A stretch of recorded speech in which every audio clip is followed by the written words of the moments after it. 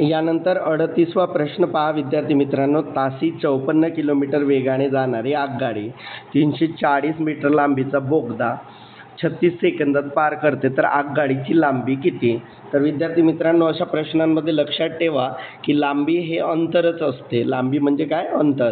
तर अंतराचं सूत्र जर आपण वापरला तर अंतर बरोबर वेग गुणिला वेळ होते.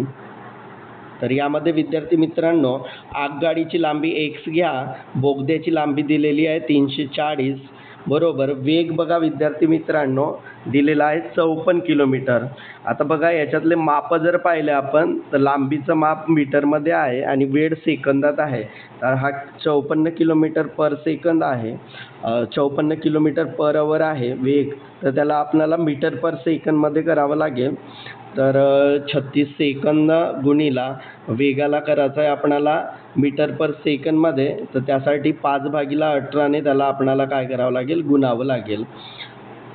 यानंतर बघा विद्यार्थी मित्रांनो, 18 × 18, 18 दुने 36 म्हणजे विद्यार्थी मित्रांनो 5 दुने 10 गुणिला 54 म्हणजे किती आलं? 540.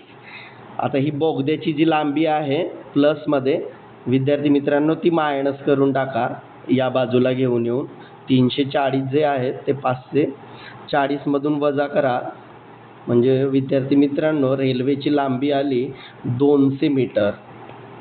200 मीटर आणि ऑप्शन 2 मध्ये त्याचं उत्तर दिलेलं आहे.